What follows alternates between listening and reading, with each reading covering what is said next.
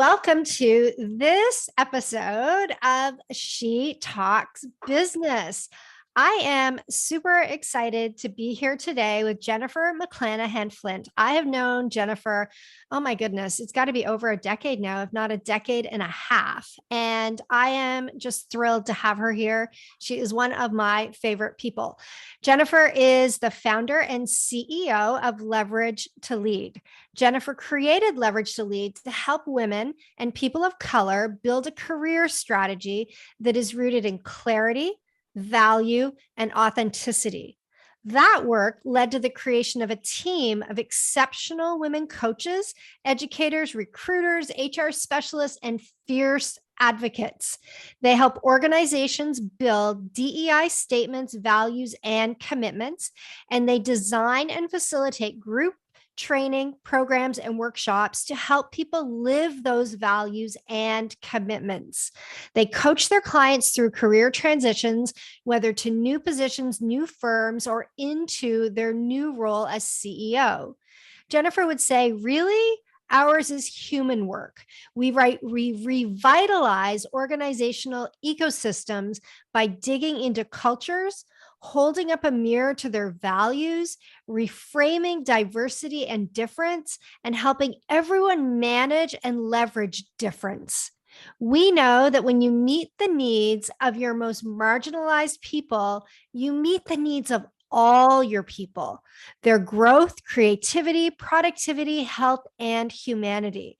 And we know that opportunity lies in people, not positions. In our corporate recruiting work, we serve as a center of connection and ongoing support for diverse talent and DEI committed organizations. Jennifer, welcome to She Talks Business. Thank you, Lisa, so much for having me and for the great introduction. I am so glad you are here, and I am so glad that you do this work because it is so important and it matters so much. And you are just a bright, wise, kind light in this world. So I can't wait to have this conversation with you. So we met many, many years ago.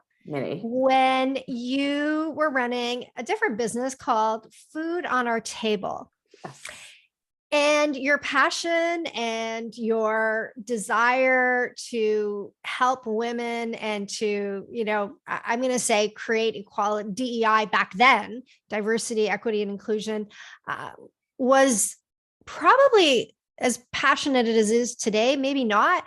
Tell me how things have changed. Tell me how you went from there to where you are and what has changed in the work and what has changed in you. Oh, Lisa, well, that's like 3 hours, but we'll start with, I started Food on Our Table because I was passionate about family mealtime. I had just had my daughter, Zoe, and we really just ate together as a family. And I knew that it wasn't something, especially because at that time I was managing law firms. So I worked with a lot of lawyers who lived by the billable hour. And so I really wanted to say that you could be a, quote, great mom and still have a great career, that you didn't have to choose between one or the other. And so that work really started to lead to the understanding that often, because I was working with so many lawyers and because I managed operationally the day-to-day and the budget and what happened in law firms, I realized that these women lawyers, many of whom were mothers, didn't feel like they had any control over their time. They had no capacity to actually manage their careers. So Food on Our Table just began to evolve based on really the needs of the clients that I was working with, right? So I had an idea of what I thought I was serving or providing a client. And then as I work with a client, I began to understand more and more what I was really helping clients understand is that their time is not the most valuable thing they have to offer. Right? Your time might be valuable to you, but your experience, your knowledge, your capacity to build a book of business, connections and relationships, solve problems, all of those things were way more important than billing 10 hours in a day. And then as I was doing that work with lawyers, I really started Food on Our Table. I was out on our own. It was women across industries that were having challenges. And I would say though, 2013, it was the shooting and death of Trayvon Martin, and the real resonance with me of the Black Lives Matter movement. It wasn't that I didn't know I was Black up to this point. Of course, I always knew I was Black. I was often the only Black person, not just woman, but person in a room when I was in senior management leader meetings in the New York offices of the law firms I worked in. I was always the only Black woman. But it was something where I hadn't really explored my identity and what it meant to be. Like, what did that mean? That was also coinciding with my daughter. She was going to school in a basically private, all white, it was majority white, predominantly white school. And so I also knew that I needed to figure it out for her, not just for myself. Like, how am I gonna, she's mixed, but identifies as Black. And so how am I gonna be the mother she needs me to be if I'm not actually aware of who I am as a woman, individual in the world? So I really started exploring race, understanding race. And you and I, we started working together in 2015. And remember, I was trying to shift my writing. And you were like, you just have to post the article. You've got to start if this is what you want to write about, you have to write about it. And I was so resistant to write. It felt so scary. And I will say now, looking back and just understanding what it's like to be Black in America, like, there was a reason why I was afraid to do it. I don't look back and like, you weren't afraid. Like, why were you so afraid, Jennifer? Right? The more I work with women of color, and specifically Black women, I understand the fear. But it really was who I was. And the more I was myself and appreciating all aspects of myself and understanding, we talked about The Warmth of Other Suns and reading that book, and understanding Black history, it helped me feel really rooted in this work and why it was so important. And then I just continued to explore, expand, understand, and my work grew right along with that. So Trayvon Martin, really what happened to him was a defining moment for you in terms of figuring this out, not only for yourself and for your daughter, but it sounds to me like it was a juncture for your business as well. Absolutely, because it was this moment that I was just awake at that moment. It wasn't that moment woke me up, but I was really understanding, like, there's something about race that's going on here that I have yet to explore. And it's not because if we work hard enough and if we, code switch and fit in right and appear articulate and smart, was like it wasn't the entry into autonomy and agency that I had been sold, right? That I had been raised to believe. So there was this moment where I'm aware that there's something wrong, right? Because I'm at this point working with women and knowing that women of all colors are being marginalized at work, especially in management roles in law firms. And I'm like trying to figure it out because it's my business, right? I'm trying to like crack the nut of what's really happening so that I can better serve my clients. So I'm awake and observing when this happens. And then I realize, and you know what I will also name? I had worked with Christine Kane before that. And one of the things that Christine Kane always said was that you have to be like, it's the CEO of your whole business, right? It's your whole life. And it really made me understand that we weren't CEOs in our careers, right? We kept waiting for someone to give us an opportunity in our careers, right? That's what happened with all of my women clients. They were waiting to be noticed. If they kept working hard, someone was going to notice them.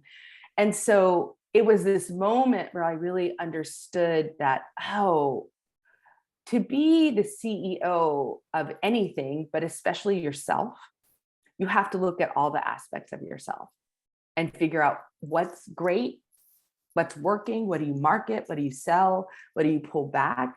And in America, specifically United States, if you don't examine your race, you are handicapping yourself.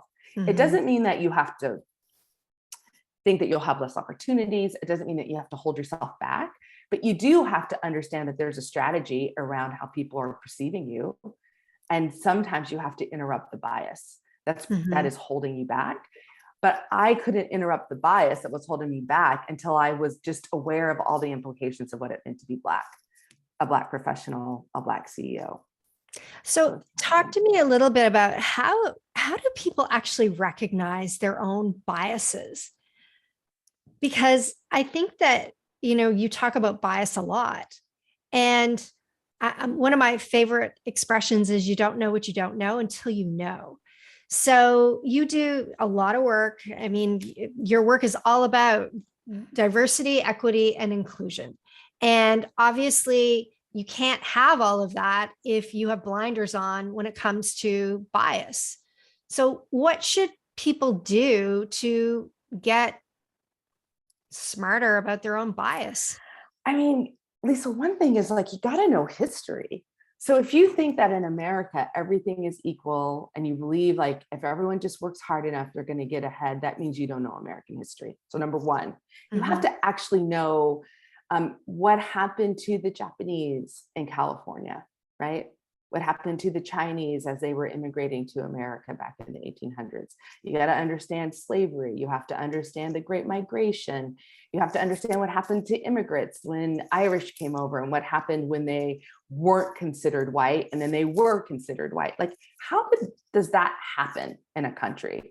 So if you don't understand the patterns of the country, you don't understand your own patterns, right? Because we all live the culture in which we believe. So when people tell you that it's equal and you think it's equal because as maybe a white person, you haven't experienced the same lack of opportunity and oppression, you think it's just a matter of people working hard enough, right? You don't understand, like I was on a conversation with someone, a client, and they were talking about, they looked at the map of their city and actually saw the red lines and they were kind of confused, like, why was it redlined? And I said, oh, well, that was a governmental decision, right? Which led to the value of property and who could live in a particular area or not. If you don't understand that that is part of what your city, right, was developed as, of course, there's racial bias in your city because there's that other side of the track. But the other way, Lisa, and we were talking about this a little bit before we started recording, is that you don't know how someone feels if you don't have a relationship with them. Right. So you have to know we all have biases. We all categorize people. We all judge people, whether it's weight, whether it's race, whether it's gender. We all carry stereotypes. So self-awareness that you have them, and to be in relationship with people so that you understand who they are. And when you know someone, it begins to chip away at your bias because you're like, oh, I never knew, or, oh, that's not true. All Black people are not that way, right? Because in a relationship with Black people, not because they're Black, but because they're humans and you're humans and you're friends and you know them. So you can't even recognize your bias if you don't actually bump up against it by being in relationship with people who are different from you. Right. Exactly. Yeah, that's really powerful. So talk to me a little bit about your firm, because one of the things that I know is really important to you in building a 7-figure, potentially down the road 8-figure business is building one that is equitable to everyone that works for you.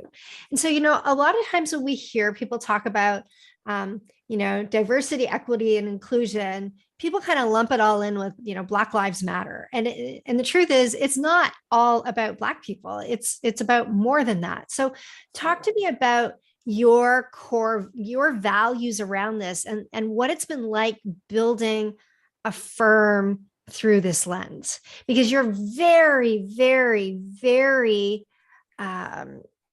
what's the word? You're very intentional about how you're building this business. You are not building an equitable business by accident. No.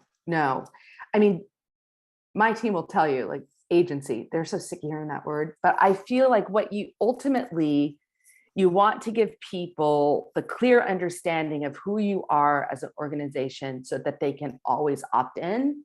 And if it's time, they can opt out. But they are opting in knowing that it is fair and it is equitable. I mean, the common sense reason why I do it is because ultimately I need people to be giving me their best thoughts, right? They need to be free to explore. They need to be free to make mistakes so that we can recreate, because we are creating in an equitable and inclusive environment something that doesn't actually exist in the day-to-day. So we don't have all the answers. It's very humbling. We make mistakes. And so we have to have the trust and the relationship and the values such that as we're working to ensure that our culture is equitable, when we make that mistake, we hold each other accountable. So we have a partnership that's really based on agency. But when we're in it, when it's working at its best, we are always creating and seeing something new. It's fun and it's exciting. But I will tell you, it is hard and humbling. Like, as fair as I believe in fairness, I've always believed in fairness and consistency. Like, I get annoyed by how much like work it takes. It's a lot of work. I have to care about how people feel, which isn't necessarily part of our normal culture. We're not even supposed to be bringing our emotions to work. But not only do we say you bring your emotions to work, if we are not actually acknowledging the emotions that are happening for people, we actually can't get to the heart of connection. And so it is from our compensation plan and philosophy, from the job descriptions we write, from how we onboard, what we know and have experience with organizations. If you do not create structures and systems that are nurturing, you will either have structures and systems that are oppressive, because we're going to do what we always know, and often power is a big part of like how we build structures. Or what we also see is people say we're going to have a flat organization, right? We're going to have distributed leadership, which often doesn't have structure, and with chaos breeds bias and discrimination, because people will do what they left to their own devices, will live out on their own biases. So in order, it's not just so much that we believe in it or that we share how we feel or that we see people, but we actually consistently create like interview processes, so that we're trying to be ourselves equitable with who we hire. We're in the process of doing that now. It's also challenging because even though you talk about how much I pay my people, we're interviewing for a new role and we're not paying enough. We had, 4 people who turned us down. They were very interested in the role and the organization, but said, it's just not enough money. And so we're trying to make sure that we pay everyone enough money, which doesn't mean even though we're 7 figures, as you know, does not mean you are anywhere close to a millionaire. So it doesn't mean that we can just pay as much as we want to pay. And so that paying people equitably, being transparent about that, means on some level we're all getting paid a little less than maybe we would otherwise want to get paid. And I think that's just a matter of also growth, and it inspires people to work harder, be creative about like getting retainers, which is also interesting. I think, Lisa, the equity in that we're creating also gives everyone a stake in the company, right? So they're really engaged in what's going on financially for us. They're engaged with our clients and the clients we're working with, and how do we get and retain and expand the work, because they know it impacts what they make, but they're also not like worried about, am I being treated fairly? Can I take time off when I need to take time off? Like all the things that occupy whether I'm going to bring my full self to work isn't part of that equation. So the payoff is great, but I'm not going to lie. It's like, we're always being countercultural. It's a lot of work. Yeah, it's a lot of work.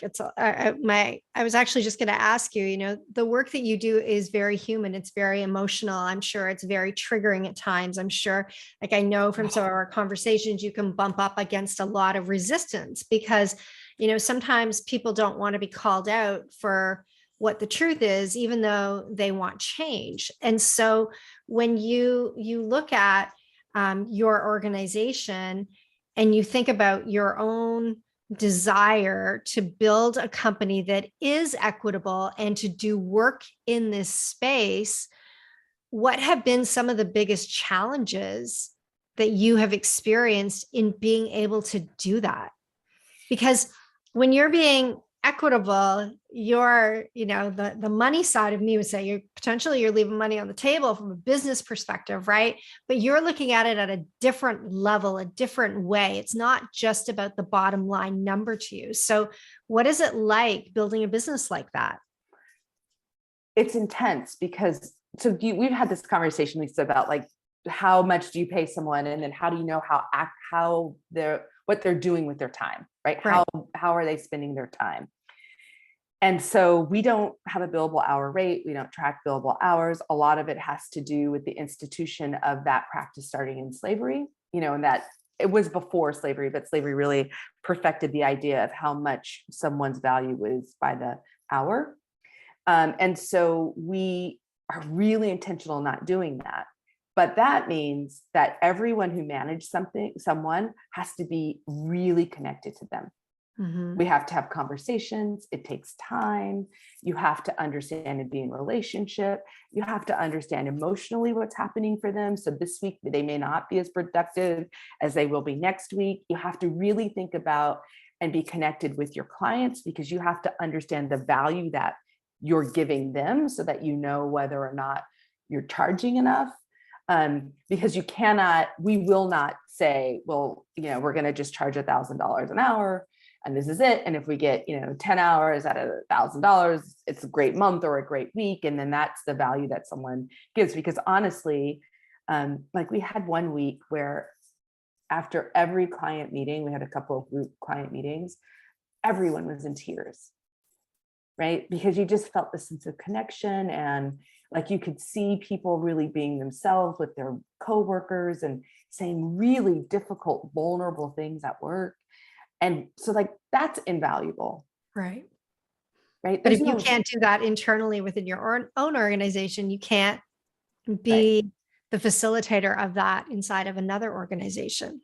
And if you think that people are going to be free to get to that level while they're also thinking about, am I getting my billable hour requirement in? Right. Mm-hmm. I believe you're not actually asking people to bring their best selves. You've got part of them preoccupied with something that isn't necessarily the be all end all value of the work that you're giving. Mm-hmm. So I heard a stat recently that pre-COVID, only 4% of women run, only 4% of women-led companies ever exceed the seven-figure mark. Post-COVID, that number has dropped to 2%, obviously, because I'm going to guess 50% of those women needed to probably take on bigger responsibilities at home and had to let their businesses go, to the back burner. I don't know what the percentage would be for Black women run companies, but I'm going to assume that it's even smaller. As a Black woman running a seven-figure business, what are some of the challenges that you face that are unique to you? And the reason that I want you to talk about this is I'd like you to talk about some of the challenges and how you overcame them. I want you to imagine that there are other Black women listening right now who look at you as a model for what is possible for them. And I want them to know that some of the challenges that they may be experiencing are normal, that you have experienced some of these challenges, and what have you done to overcome those challenges? So when I first started my business, Lisa, I started coaching attorneys, and I was talking to, I guess he was a friend, he was a family acquaintance, and we were talking about our work, and he was Asian. And so he asked me, he said, well, this coaching thing sounds interesting and good for women lawyers, but like, who's going to be your clients? Because I don't think Asian women would work with you. And it was so interesting because I had 2 Asian clients at the time, which I didn't bother to tell him, but it wasn't something I didn't realize. And I think this is kind of this journey of cognition of like, I need to understand my identity. But I did know that if I was a white female coach, it probably would have been easier. Like the idea that I understood business, that I understood like really the business of law, which I had been in for 16 years. when I talked to women lawyers who had been in law for a while, they totally understood that I knew what I knew. But if you didn't know that about me, the assumption would be that I didn't necessarily have the experience to lead people to successful careers. I will tell you that one of the clients who's worked longest with me, who is Asian, is well in the seven figures, well into the seven figures. And when we started working, I mean, she was an associate in a law firm making about 185K. And so I still kind of laugh at the guy who was like, well, how could you help her? What could you possibly do? But I know that's been a challenge. I also know we keep trying to find a bank that will treat us decently. So I recently changed banks. And so when I signed up for the bank, and we're an S corp, I'm the sole officer of the business. The person who actually did all of our banking paperwork didn't list me as a full owner. Now I'm like, who else would there be? So the bank calls and says, you're not listed as a full there. If there are other owners, they have to actually be signatures on the account. So I had to go into the bank, change that I had full ownership. And then the banker, when I went in, was questioning whether or not I knew the status of our business, like were we an LLC or were we an S corp? And I was explaining in California, we have our California LLC, but we did file with an S corp for tax reasons, blah, blah, blah. And so he was arguing with me because he was on the California state LLC website. And so we leave. As I'm leaving, I had a 3:00 appointment. He saw me waiting. This other guy went in and he sat down and waited and talked to the other guy. I knocked on the door and said, I have a 3:00 appointment and I've got a 3:30 appointment. So we really need to get this taken care of. Anyway, when we were leaving, he says, you seem to be so sure about the status of your business. So I'll check in and let you know if you're right or wrong. I was like, and you know what happens? I don't know. It happens a lot to me as a Black woman. Like I'm so stunned at moments that I don't even necessarily know what to say. But he said, well, which they didn't tell me because I assume they never thought I was, but they're like, well, if you make over $1 million in your business, you could have your own banker. I was like, well, that would have been great to know last year as I'm dealing with all you knuckleheads who really don't know how to classify my business. But I don't think the assumption was that I would, if I had a business, that I actually knew what the status of the business was, that I actually would make enough money to qualify to have my own banker. That, I'm sure, was the intersectionality of my gender and my race. Right. So what I'm hearing you say is that other women of color will likely experience this, and they need to A, know their stuff, and B, stand their ground. Yeah, and so the PPP loan, right? If you had a relationship with your banker, your ability to get that loan was so much easier. Mm-hmm. That was actually what made me decide to go get a new bank. I did get a PPP loan when they first came out, but I had to go through like some service with some anonymous, bank that I didn't know. It worked out, but there was no banker calling me, no one helping me with my paperwork, no one saying, oh, you know what, let me give you a hand. And I'm realizing in my business that if I don't have a good relationship with the bank, like being able to get a line of credit, all the things that you need to be able to do to have the cash flow and the fluidity and to make sure you're actually getting the most out of the bank requires a relationship with your banker. Mm-hmm. But when your bankers, go ahead. It's funny that you say that, because on the last episode that I had with Andrea Hood, she was talking about the same challenges with her bank and how she actually changed banks during COVID because of that. So it's interesting that, sometimes I feel like as women, it's kind of like the little pat on the head. You mustn't know that much about money. I definitely not know the structure of your own business. No, somebody else must own that, dear. Can't possibly be you. Which of course, then I'm like, so I'm just waiting to find like the bank of my dreams. This one isn't it either, but it's better than the one I had before because I'm actually going in and talking to people. But Right. and then you end up with banks that charge you way more fees. Mm-hmm.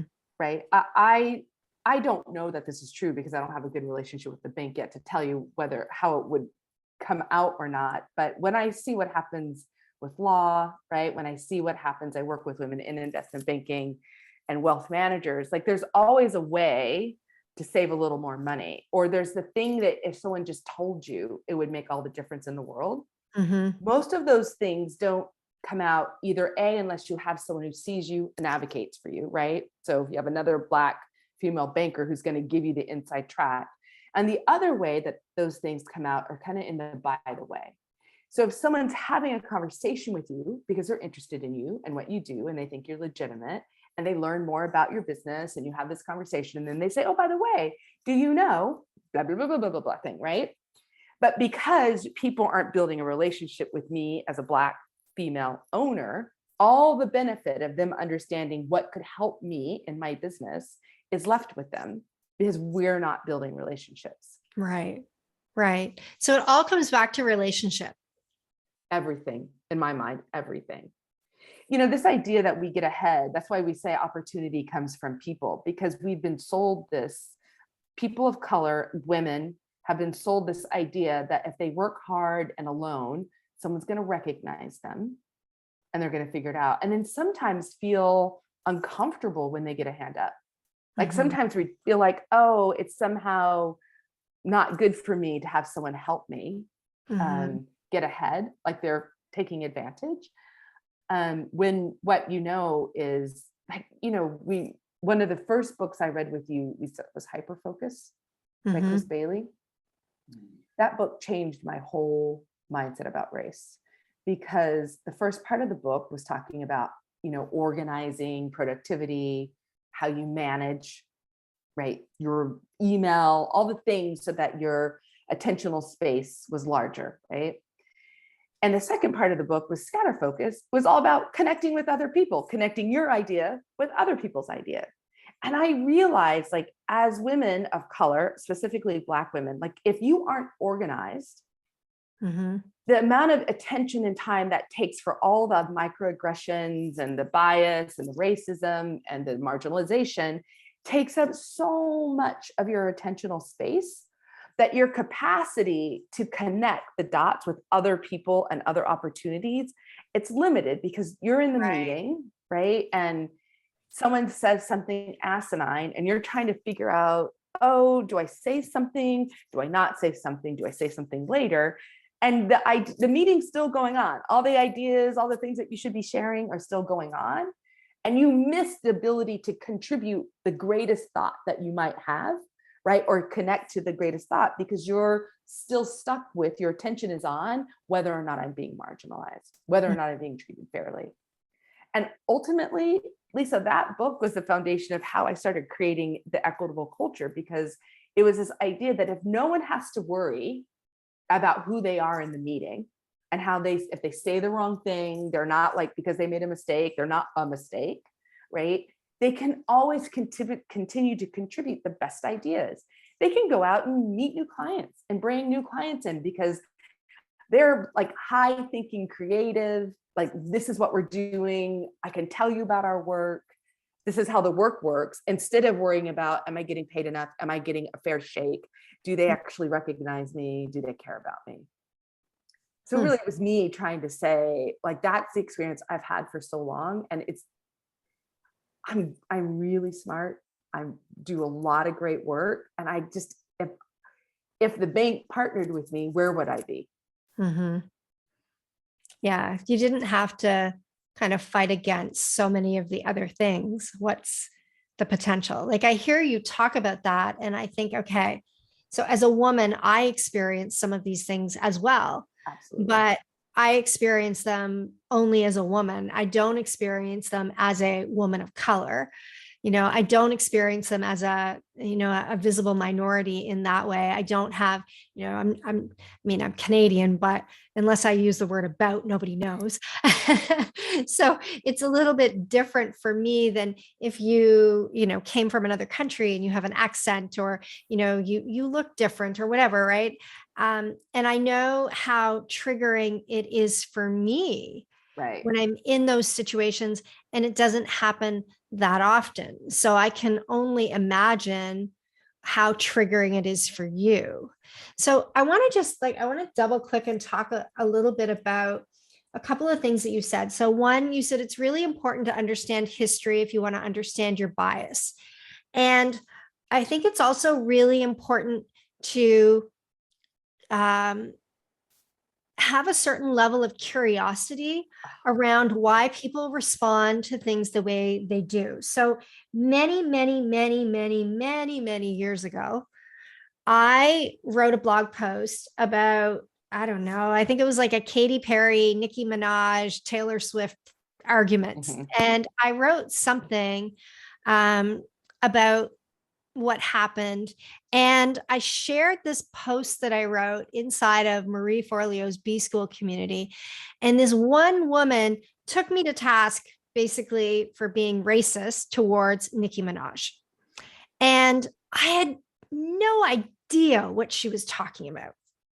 And I remember coming to you and asking you basically for guidance. I wanted to understand. So I was curious because I'm reacting. My initial reaction back then was to defend, then to justify, then to, and this, I feel like a terrible person saying this, but I wanted to like parade out my Black friends and family members to be like, no, like you misunderstand me, right? Like that was my protectionism coming to the forefront.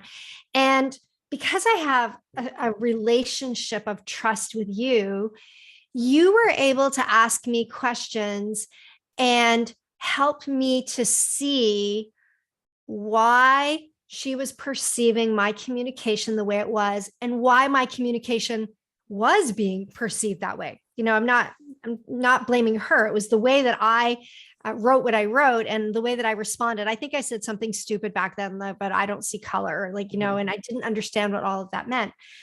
But there's also this whole conversation that goes on online today around free emotional labor support, and how we, white women, white people shouldn't expect Black women to teach us what we should know.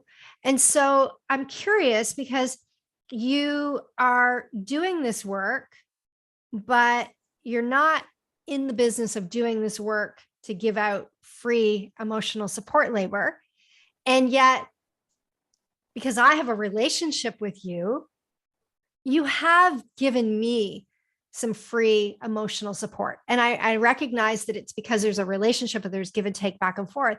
But what advice do you have for people who are having those moments where they're curious and they want to learn more? Like, what should they do so they're not expecting someone to help them for free? Because, it's no different really than somebody knocking on my door every day saying, hey, I need help with my business, or, hey, I heard you have Crohn's disease. Could you tell me what you did when this happened? Like, what would you say to people about this?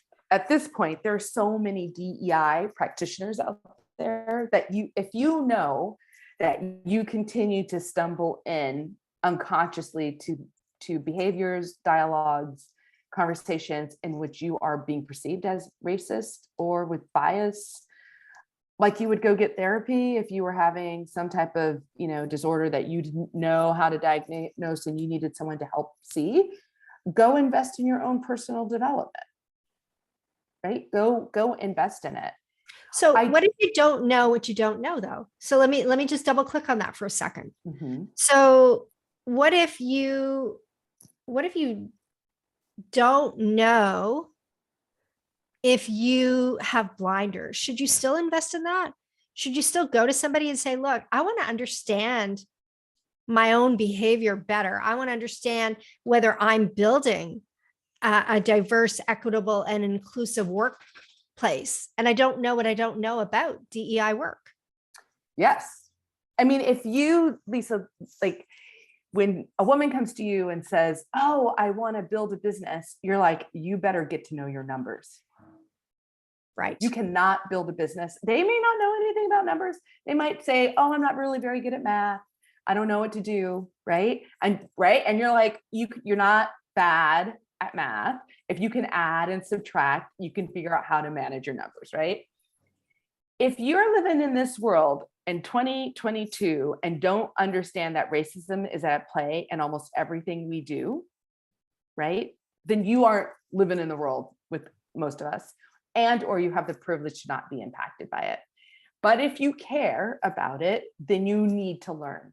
And here's the challenge that we come across is because our culture is such that leaders are supposed to just know the answers, right? When you talk about corporate culture, so leaders often have no idea about how to manage equity and inclusion. When racism happens, what do they do? But they don't have the freedom often, not even necessarily the humility, to just not know the answer. It's always high stakes. And if they get it wrong, it's publicly wrong, right? It's a super, which is scary and intimidating for people. Absolutely. And so if you run a business and you care, then you need to actually build the competency to manage all of the people, especially if you want to hire straight out the best people, because the best people come in all shapes, sizes, stripes, colors, right? Right. So can I ask you a politically charged question? Sure. I may or may not answer it, but go ahead. So President Biden recently made a very bold statement about wanting to hire a Black woman for the Supreme Court. Nominate, yes. Wanted to nominate us. And so if you are, there's obviously people that think that's great, and there's people that think that that was discriminatory in itself by saying I'm going to hire somebody because of the color of their skin. How do you recommend employers approach that?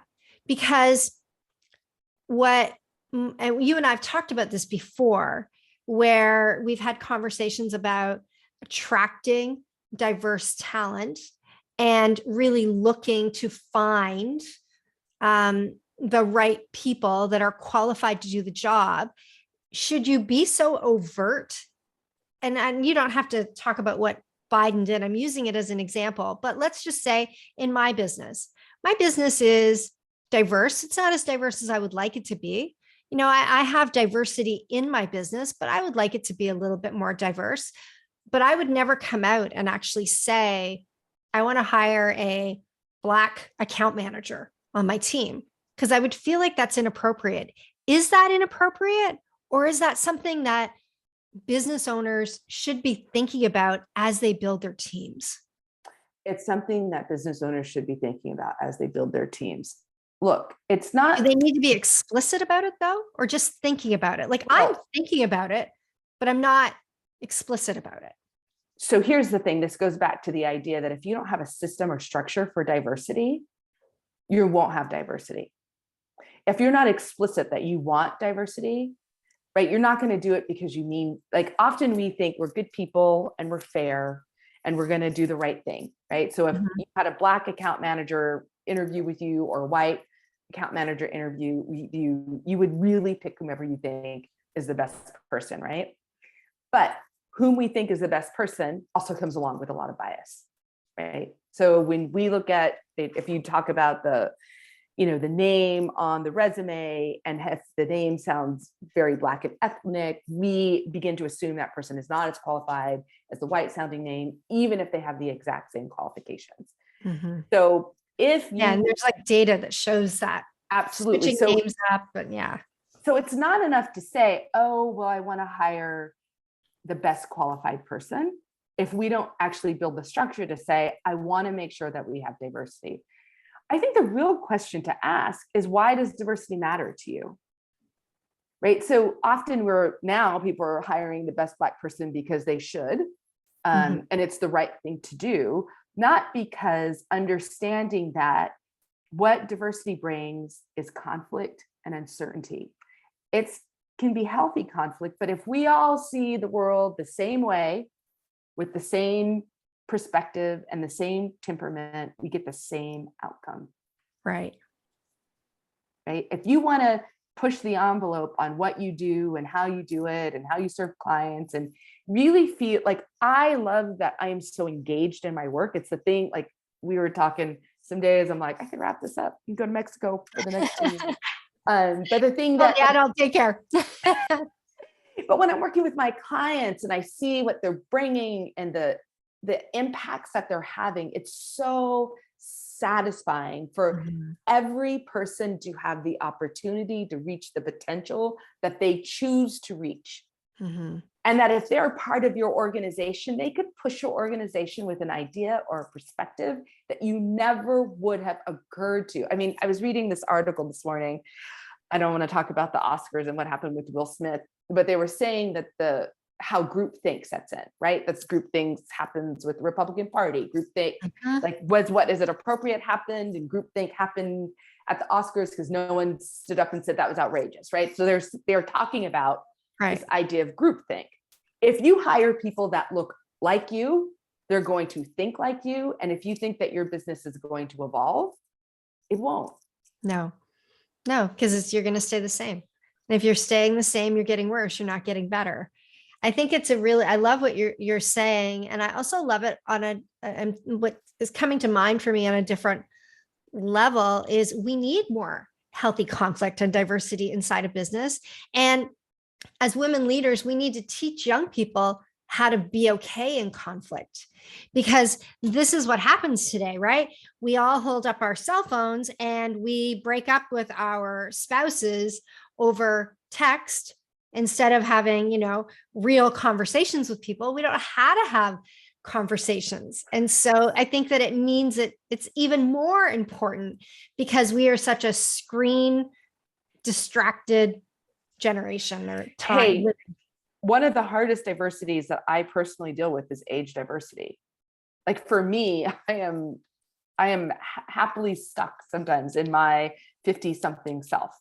Mhm. But I know that my 50 something self doesn't have the best ideas. I am not the best on social media. I want a diversity of age in my business. It's just part of the deal. Yeah. And so I also have to understand how someone younger than me is showing up and what my responsibility is to be engaged and not dismissive, Mhm. right? Of what it is that they're bringing to the table, how they see the world. They see things that I don't see. It also means that we have to be super intentional about how we engage with one another and the conversations that we have and how we Mhm. talk, because that's just another point of diversity, Right. which is really good for my business. Mhm. It's good for me as a human. It's good for me as a mother, but I think for me personally, it's the most challenging. We were talking about pronouns and using pronouns, and like, I still don't, like, everyone has their, she, her, they, them, he, him, we, they pronouns in their Zoom box. Not everyone, but like in your Zoom title. Mhm. And I don't have it. And like, I'm trying to figure out like what's wrong with me. And I'm like, oh my God, it's my age bias. It's like it's a mind shift for me that my mind understands, my mind welcomes. Yet I still haven't like done it. Right. Hmm. And so it's also just good for me to be human and humble about that as Mhm. well. Right. I'm not perfect. No Mhm. one is. So, part of it is continuing to grow and expand as well. So, if you were going to give people some advice on, you know, scaling their organization to 7 figures and beyond, and doing it in the most equitable way possible, what what 2 or 3 things would you tell them that they should consider They first have to and know their foremost? value unequivocally. I mean, working with you, Lisa, has been a real help, and like one reason why I continue to work. I don't know that you can always see your own value all by yourself. So invest in someone to understand the value of what it is that you offer so that you do not hesitate to charge. Grow slow. So we have enough, or could have enough business to have at least 3 more employees, but we couldn't have 3 more employees and bring them on in a way that would ensure that we're really being as equitable and intentional as we want to be. Because then the amount of business runs your culture. You don't run your culture. So culture always has to come first if you want to be equitable and inclusive. Can you talk more about that? So if you begin to chase the dollar and the business, and every time I pay payroll, I'm like, okay, we got to make sure we have enough money, right? And so right. So the temptation is like, well, let's charge more. And if we could take on more business, let's take on more business because it'll really help the cash flow. And then you're losing sight of the experience that people are having in your organization. And because if you want to be equitable and inclusive, it requires that you just have systems and structures, but that you follow them. And if you are too busy and have I am literally on the cusp of too busy to I want to shortcut this hiring process, it would save me so much time, right? And so much energy, and it would not be equitable. So you have to be able to have the time to be equitable. And I can't have more than 4 people report to me and then be in relationship with them enough to not charge by the hour for them. Right. Does that make sense? So how many people are we going to hire? What's the org chart in that? How much responsibility do they have? If they're working with clients, do they also have time to manage people? So the first, I did the work, and then I hired an HR person and a finance person.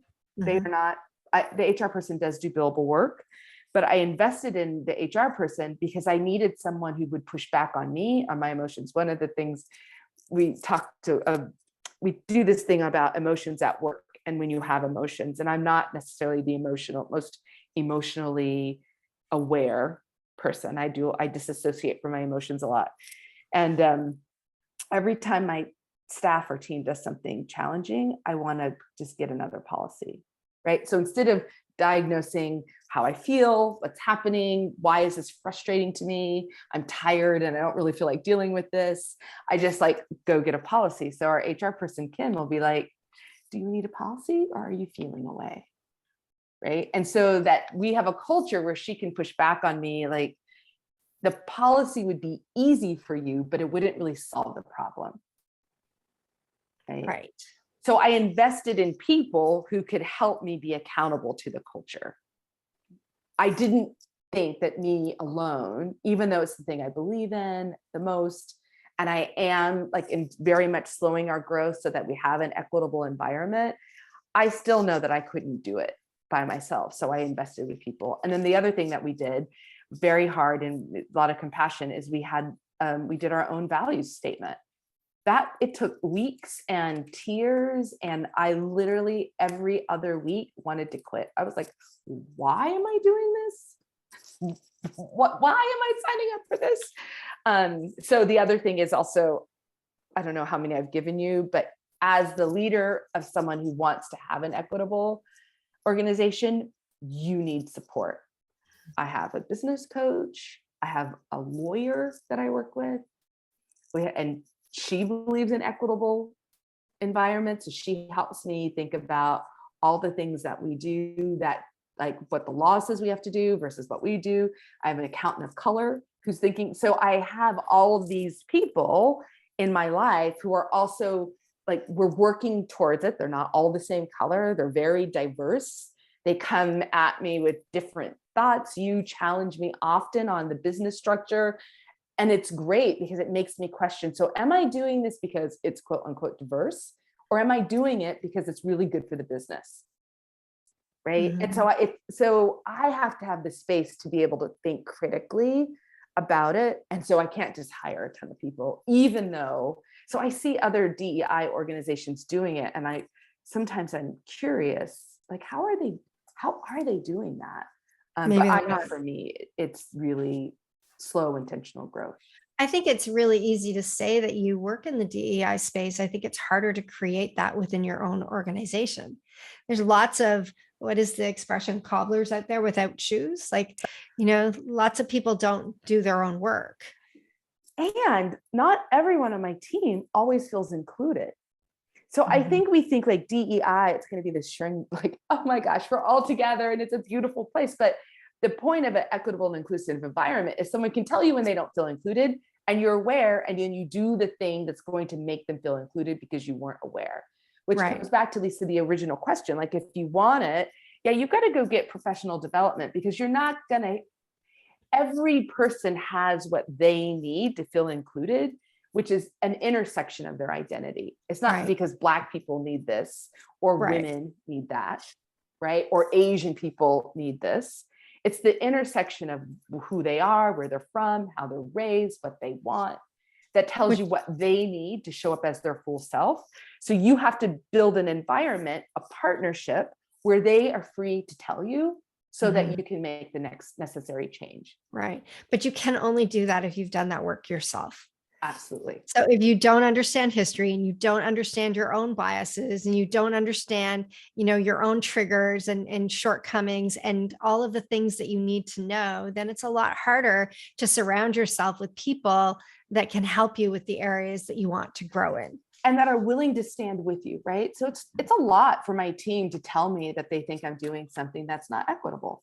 Mhm. That's a lot to ask of someone. So you have to really actually lead with the humility that it's okay if you're wrong, because I'm wrong. Right. We're all wrong at times. One last thing I want to talk about, Lisa, because we talked about this before, is this idea of the intersection of power for women of color, specifically Black women, Mhm. as leaders. Because I talked about it briefly with the bank situation, but when we do work with organizations, we talk about power dynamics, and you have positionality, right? Mhm. And there's socialization around the leader's power. And if you're not the leader, you have no power. And then you also have systems of oppression that play in. So often, as a Black woman, I might be in an organization, I served on a board, where when it came to equity and inclusion issues, I was esteemed as having power. I was the go-to, I was the expert. But when it came to the finance of the organization, I wasn't, although I run my own business, right? So the system of oppression that saw me as not having the capacity to be as knowledgeable as the white guys in finance were, Mhm.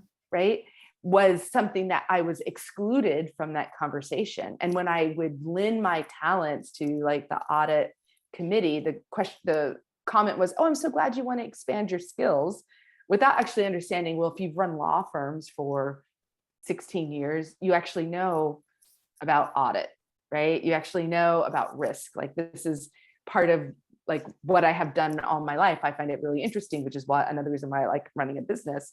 But the way they saw me wasn't someone who possibly could know that. And they never were curious. No one Right. ever asked me, "Oh, well, what is your expertise?"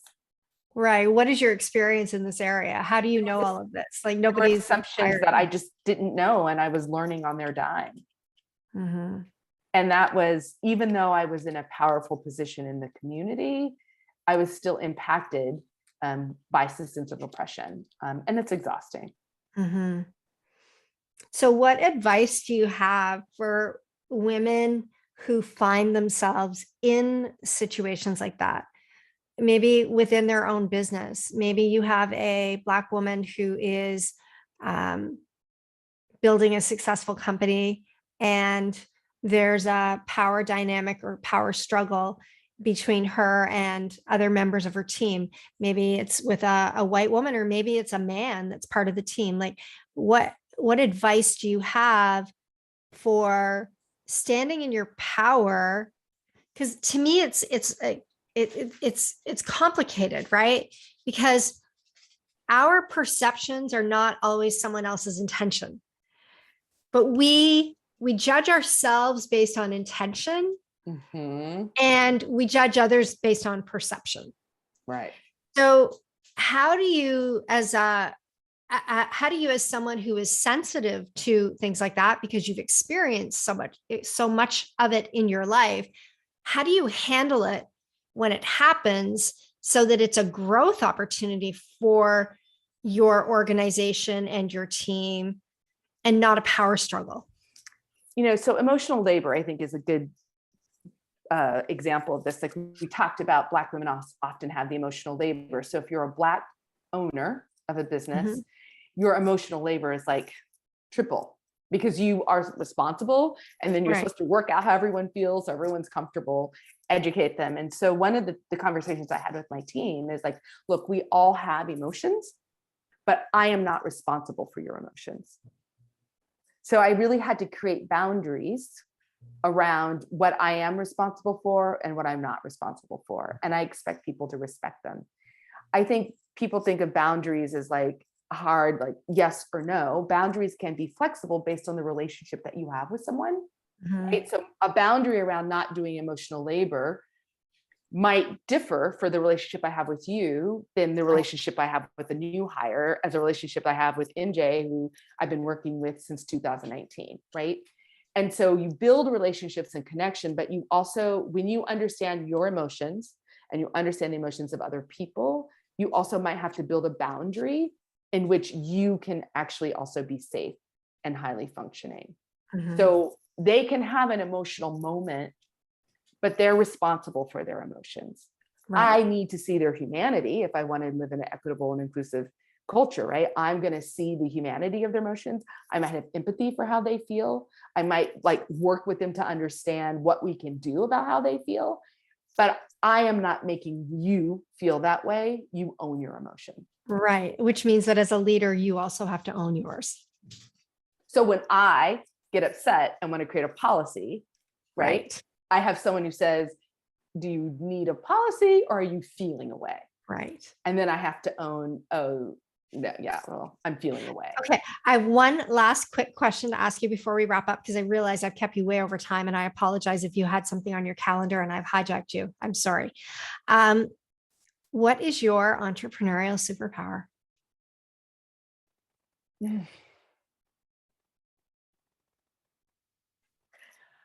I do not like suspense.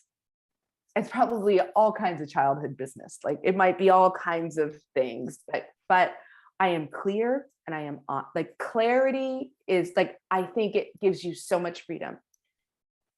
Let's just be super clear, and then we can choose what we want to do. If you don't want to come, don't come. If you want to come, come.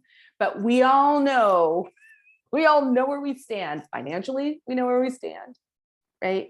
From a standpoint of policies and procedures, from projection of what I expect from you, what you expect. Like we are clear. I just like, and if I'm not clear, I can't, it's taking too much of my energy to run the business.